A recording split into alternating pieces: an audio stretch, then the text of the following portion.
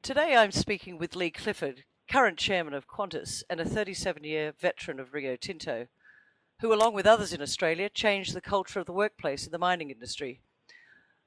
Lee will be giving the inaugural John Collier oration at the Resources Investment Symposium this coming May in Broken Hill. By way of background, John Collier had a long history with the mining industry and was head of exploration for Rio Tinto for many years and a very strong supporter of the symposium in Broken Hill. Sadly, John Collier passed away in June 2012. I'd like to welcome Lee Clifford to the Symposium interview series. Welcome to you, Lee. Thank you. Now, firstly, thank you for agreeing to give the John Collier oration in Broken Hill. By way of background, you joined the Rio Tinto group at Broken Hill back in 1970, and I understand during your tenure at Rio, you and John spent a bit of time together. Well, when was that, Lee, and what was the industry like back then?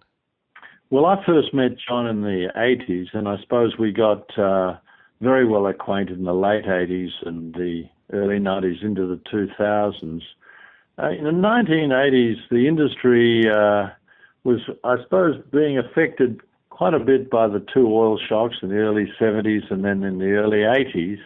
And that certainly impacted on the coal industry, but it was quite a bit different environment then. Much of the industry in Latin America had been nationalized. The African mining industry was, Central Africa was in somewhat of a doldrums, and it was a different environment. Japan certainly dominated as far as an import country for Australian resources. It's an interesting time, and I think things have changed a bit, but you were actively involved in that sort of global mining industry. Do you want to make a comment on some of the significant changes in the industry? I guess particularly when you and John were working together back then. Well, I suppose, as I was saying earlier, the 80s was characterized, the 70s and 80s was characterized by certainly the nationalization of the industry in America, etc. But as we came into the early 90s, with the downfall of communism, Russia started to open up. And it really wasn't until the 2000s that the Russian industries and companies emerged.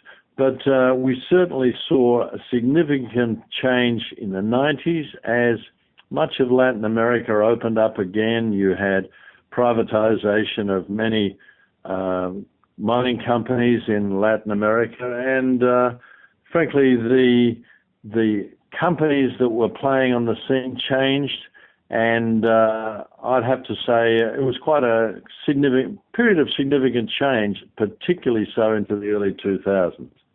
You talked, if I could just make mention of the fact that you did speak about a lot of nationalisation then, Lee, back then.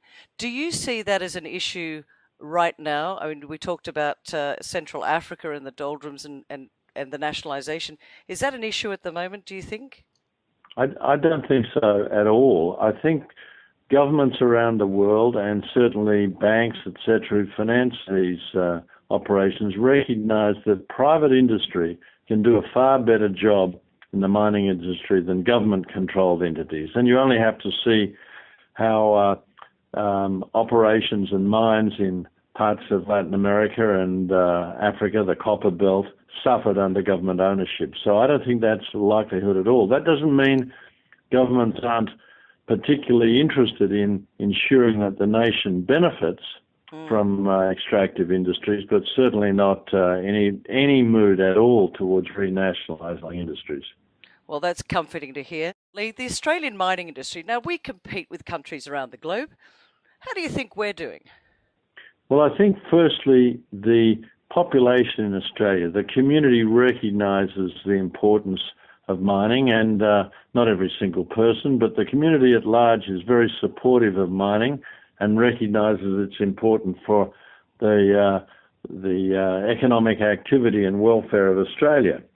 But we are competing in most minerals with other players around the world. To illustrate, in iron ore, we compete particularly with Brazil, but also to some degree with India, and likely in the future with Western Africa. So we've got to make sure that our cost of production and our reliability and our security for investment is right up there with the very best.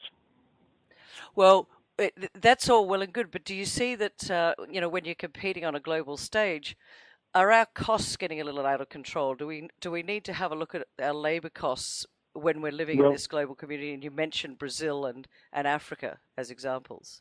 Well, I think the important thing is it's the cost of production. What we've got to make sure, we are a higher labour cost country than many of the developing countries. So we've got to make sure that our productivity is absolutely first class. Our skills are first class. It's the cost of production. We're never going to compete on dollars per hour that are paid to employees, but the important thing is making sure our productivity is right up there. And by and large, we've been able to do that. We've certainly suffered of late when things were booming. Wage costs got higher than they were in the past, and we're seeing some readjustment there. And I think a move towards centralisation of workplace conditions and the labour market as a whole in the last couple of years probably was to our disadvantage, but that's coming under questioning too. So those employee relations that have changed, they've changed a lot, I think, over that 40 years. And as you said, there have been some pressures in the business. How do you see those manifesting themselves in the future? Do we need to change the employee relations going forward? I would summarise it by saying if you go back to the 70s, we were a very centralised economy as regards workplace relations. And we moved to a more decentralised arrangement, the late 90s and early 2000s. And what I would call the enterprise focus has got to come back to the fore. Now, as I said, I think we regressed a little in the last few years, but that is certainly coming under scrutiny. And I think there's a recognition that each enterprise has got to have workplace relations and arrangements that are suitable and particular to that organisation. We talk about a global world, but I read the media a lot, as I'm sure you do, but we focus an awful lot on China. How important is that to Australia? Are we placing too much emphasis on China? And also, Lee, if I could ask, what are your thoughts on India, a country with almost the same population as China, and that's a potential customer for our resources, but we don't seem to talk about it very much. Well, I think firstly, if I'd talk a little bit about China. The economy in China has absolutely boomed in the last 20 years, and as a consequence, mental intensity in China is rising, and it's still got a way to go before it reaches Korea or the level of Korea and Japan. So China is vitally important to Australia in terms of mineral commodities. But we shouldn't also forget the importance of Japan, Korea, and Taiwan. Collectively, those are vital for our resource industry, those countries. As regards India, we've got to remember in a couple of commodities, well, in iron ore in particular, we compete with India, but India has nowhere near the metal intensity of the countries I was describing before. Now, it's rising, but off an extremely low base. And I suppose you'd have to say, given the population and the desire for all the benefits that electricity and steel in construction, etc., is involved in, we can see India becoming an increasing consumer of mineral products. And in the case of coking coal in particular, copper, and I imagine lead and zinc also, and nickel, in the future, India will become important, but it's nowhere near that of China at the moment. But China's still got a long way to go, you think? Well, I certainly think when you contrast metal intensity, then the amount of metal per dollar of GDP, they have a long way to go before they reach that of the developed world. And, when you travel around China, not every provincial city has the facilities of a Shanghai or Beijing. So do you think this media beat up on the mining boom is done and dusted and all over is just that? It's a beat up, and that there's still plenty of room out there.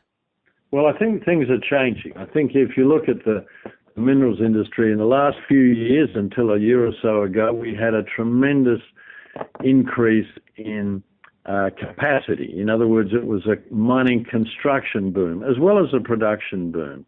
What you're seeing now is the construction coming off, but we're still going to have a production boom. And you're seeing that with a number of the new iron ore operations coming into production. So by no means is it over. It's just different in nature. Just changing. Lee, changing. I'd like to talk about some of your more interesting memories of John Collier. Can you share with some of our listeners your memories of John? Well, I suppose the thing that characterised John most, in my opinion, was his enthusiasm. He had a good understanding of the industry, and he certainly, as a mining engineer, he was a great explorationist. But I think when you're involved in exploration, you have to have unbridled enthusiasm, because not every program you embark upon, and far from it, is successful. So you have to be able to climb off the mat. I often describe it as like a boxer who's been flattened half a dozen times and comes up to the 15th round and says, I can still win it. And John showed tremendous resilience and enthusiasm, and he was able to engender that with his people, and he recruited great people. And I think that's what I remember most about John and his involvement in exploration.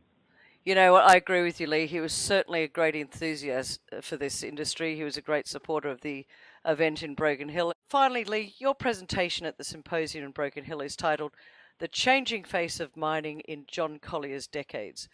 I'm presuming you'll be focusing on some of the challenges going forward. Well, what I'm going to really do is just take a snapshot in each of those 4 and a bit decades that comprised John's period, and, you know, to be honest, overlapped with a lot of mine. And each of those decades were characterized by, I think, distinct changes. But as you go forward, you recognize that there's going to be changes in the industry and changes in the competitive environment. And what I hope to do is, at the end, touch a little bit on what I think are the challenges facing the mining industry in Australia. Lee, thank you so much for talking to us today. We're looking forward to seeing you in Broken Hill and hearing you give the John Collier oration. Thanks for joining us today. A pleasure. Thank you.